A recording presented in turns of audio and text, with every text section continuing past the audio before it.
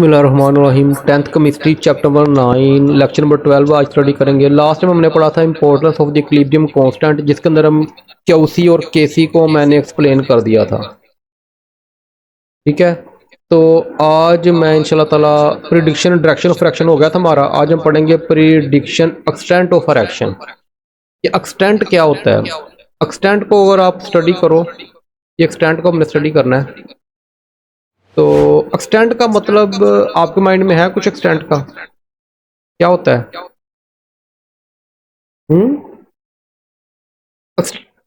Extent का मतलब होता है numerical values of the equilibrium constant.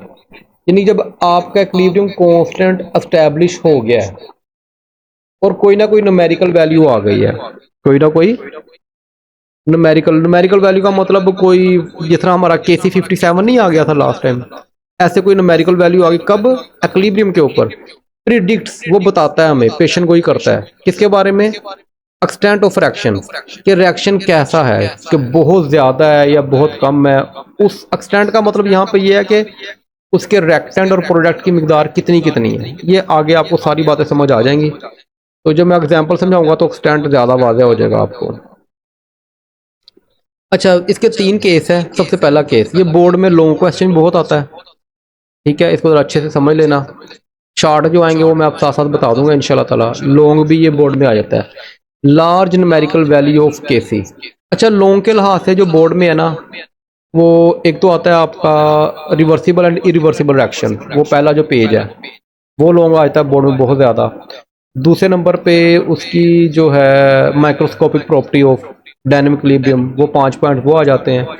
तीसरे number law of mass action तो बहुत आया हुआ है, वो दोनों केसेस, वो पावर के साथ भी बगैर पावर के, वो लॉन्ग में हमें। और 3 हो गए। फोर्थ पे आपका ना अमोनिया का आ जाता है अक्सर, कि अमोनिया की आपने केसी भी निकालनी है और उसके यूनिट्स भी निकालने हैं।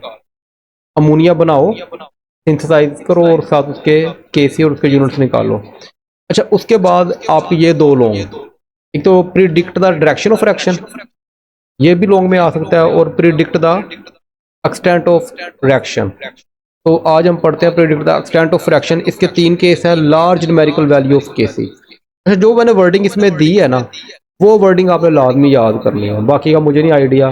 जो मैंने एग्जांपल देनी है, जो मैंने वर्डिंग देनी है, जो बुक के लिहाज से है, वो आपने लाजमी याद करनी है, जितना भी चैप्टर मैंने पढ़ाया है।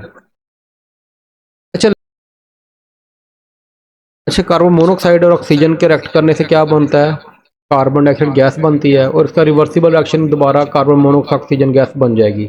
इसी जो केसी वैल्यू है 2.2 10⁻²2, जो कि बहुत बड़ी वैल्यू है, जो कि बहुत ही, वो हम आगे देख भी लेते हैं कितना, ये कैसे निकालनी है। अच्छा, इसका अगर हमने केसी निकालना हो तो केसी में क्या होगा? आपके प्रोडक्ट कहाँ पे आएंगे?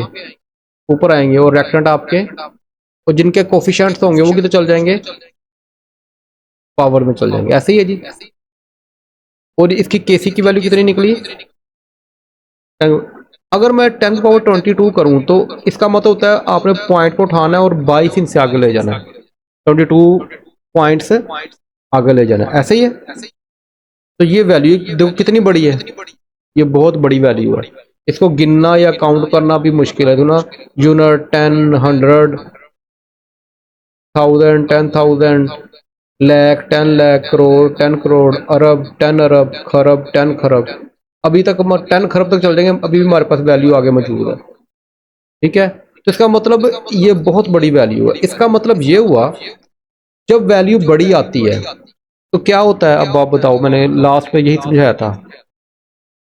जब, हाँ, तो इसका मतलब क्या है? बताना ये है कि केसी की वैल्यू बहुत बड़ी आई है, तो इसमें रिएक्टेंट ज्यादा होंगे, प्रोडक्ट ज्यादा होंगे। बेटा देखो, वैल्यू बड़ी कब आती है? जब ऊपर वाली चीज बड़ी हो। यही नहीं बताया था लास्ट टाइम मैंने कॉन्सेप्ट में? आपकी अगर ऊपर वाली वैल्यू बड़ी हो तो इसका यानी प्रोडक्ट की मिकदार ज्यादा हो, प्रोडक्ट की, तो इसका मतलब आंसर क्या आएगा? बड़ा आएगा। ये वही बात नहीं, दोबारा मैं कर रहा हूँ।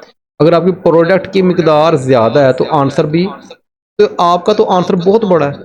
तो इसका मतलब यहाँ पे जो प्रोडक्ट की कंसंट्रेशन है वो बहुत ही ज्यादा है। ये देखो लेड क्लोरिक कार्बन डाइऑक्साइड बहुत ज्यादा है, इसके मुकाबले में आंसर बहुत बड़ा आने का मतलब क्या कि आपका प्रोडक्ट बहुत ज्यादा है और रिएक्टेंट बहुत ही कम है। देखो रिएक्टेंट कितना है, बहुत ही कम है। असल में ये कार्बन मोनो ऑक्सीजन की बात कर रहा है यहाँ पे। प्रोडक्ट बहुत ज्यादा है, रिएक्टेंट बहुत ही कम है। ये सिर्फ कॉन्सेप्ट क्लियर करने के लिए मैंने ये फिगर सी बनाई है। इसका मतलब क्या हुआ, इसका मतलब वो आपका सारा का सारा रिएक्शन फॉरवर्ड चला गया। जितने रिएक्टेंट थे उन्होंने क्या किया, खुद को प्रोडक्ट बना दिया, पीछे रिएक्टेंट बहुत ही कम रह गए। और रिवर्स रिएक्शन जा रहा है पीछे की जानिब, नहीं जा रहा, बहुत ही कम जा रहा। आगे बात समझ। तो ये एक कॉन्सेप्ट दिया है कि आपका जो होता है ना, मोस्ट रिएक्शन किधर गया, फॉरवर्ड गया, और जो रिवर्स रिएक्शन गया वो ना होने के बराबर जा रहा है पीछे की जानिब। तो ये हमारा है केसी। इसके अंदर दो तीन बातें याद रखनी है कि आपके प्रोडक्ट वैल्यू बहुत बड़ी होने का मतलब है कि प्रोडक्ट बहुत ज़्यादा है और रिएक्टेंट बहुत ही। और तीसरे नंबर पे आपने क्या याद रखना है कि सारा का सारा रिएक्शन किधर चला गया। अब इसमें बोर्ड में सवाल क्या आता है वो बाद में बताता हूँ। अच्छा ये लार्ज अमाउंट है, ये हमारी लेस अमाउंट है। वो इसका सवाल क्या बनता है बोर्ड का वो बाद में देखते हैं। पहले इसकी थ्योरी क्या लिखनी है आपने, थ्योरी में जो बातें लाजमी लिखनी है।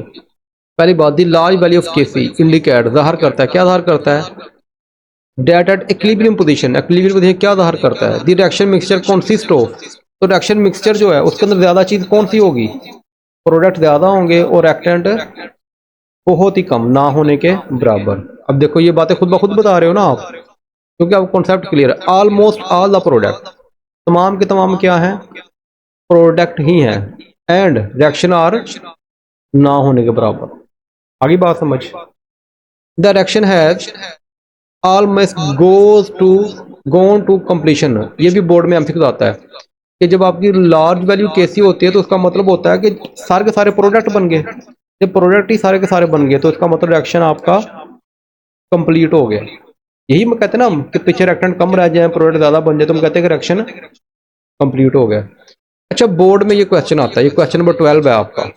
ये अक्सर बच्चों को समझ ही नहीं आती ये क्वेश्चन है क्या। तो ये आपने what are the characteristics of the reaction that establish equilibrium at once, कि फौरन ही कायम हो जाए। वो कब कायम होता है कि जब आपके सारे के सारे रिएक्टेंट फौरन ही प्रोडक्ट बना दें। तो ये कहाँ पे होता है, ये लार्ज वैल्यू पे होता है। इसके अंदर आपने ये सारी थ्योरी लिखनी है, ये वाले वर्ड, और पीछे जो रिएक्शन है यानी कार्बन मोनो और ऑक्सीजन को रिएक्ट करवाना है और उसकी केसी भी लाजमी लिखनी है। इसके बगैर आपने नहीं लिखना कुछ भी, ठीक है। अच्छा नेक्स्ट क्या है, स्मॉल वैल्यू ऑफ केसी की स्मॉल वैल्यू। अच्छा इसके अंदर अमोनिया गैस है, ये फॉरवर्ड, ये ब्रेक हो रही है। पहले जो रिएक्शन पड़े थे वो बन रही थी, अब अमोनिया क्या हो रही है, डीकम्पोज हो रही है और दोबारा बन भी रही है। अब अमोनिया जो डीकम्पोज होती है वो रिएक्शन बहुत ही कम होता है। देखो 10⁻⁻19, ये बहुत ही केसी वैल्यू बहुत ही छोटी आ गई इसकी। अब इसको समझो जरा, ये तो आपको पता ही है ना, प्रोडक्ट ऊपर रिएक्टेंट नीचे, तो ये प्रोडक्ट है हमारे, 3 आपको पावर में आ जाएगा, 2 भी पावर में आ जाएगा। अब इस -19 का मतलब क्या होता है कि आपने इशारे को उठा के 19 डिजिट्स पीछे ले जाना है। अब देखो यही नहीं बनेगा, तो अगर हम इसको भी गिने तो बहुत छोटी वैल्यू बनेगी। इसका मतलब जब आपका आंसर बहुत छोटा होता है तो इसका मतलब क्या है, प्रोडक्ट बहुत ही कम है, ऊपर वाली वैल्यू बहुत ही कम है और नीचे वाली वैल्यू बहुत बड़ी। यही चीज नहीं होगी, प्रोडक्ट बहुत ही कम है और रिएक्टेंट बहुत ही ज्यादा है। और आपका फॉरवर्ड रिएक्शन जा रहा है बहुत ही कम, लेकिन रिवर्स रिएक्शन बहुत ज्यादा है कि आगे तो बन ही नहीं रहा कुछ भी, जो भी बनता जा रहा है वापस से रिवर्स में बनता जा रहा है। तो इसका मतलब ये हुआ कि इसके अंदर रिएक्शन कंप्लीट होता ही नहीं है, क्योंकि वो तो आगे जाता ही नहीं है। बात समझ में आ रही कि नहीं। तो यहाँ तो कोई बात पूछनी हो। अच्छा इसको हम देखते हैं आगे क्या दिया हुआ है इसने थ्योरी के अंदर। थ्योरी इसके अंदर क्या है, स्मॉल वैल्यू ऑफ इसकी, when the KC value of fraction क्या हो, स्मॉल हो। ये क्या बाहर करती है, कहाँ पे इक्विलिब्रियम एस्टैब्लिश हो जाए उस वक्त क्या करते हैं, with a very small conversion, के बहुत ही कम या बहुत ही ना होने के बराबर कन्वर्ट हो रहा है क्या, रिएक्टेंट किसके अंदर, प्रोडक्ट, रिएक्टेंट प्रोडक्ट का बहुत ही कम कन्वर्ट हो रहे हैं। तो यही पढ़ा था हमने एट इक्विलिब्रियम ऑलमोस्ट। जब हम रिएक्शन मिक्सचर देखेंगे उसके अंदर ज़्यादातर क्या होगा, रिएक्टेंट ज़्यादा होंगे और प्रोडक्ट कम होंगे। Almost all the reactant are present.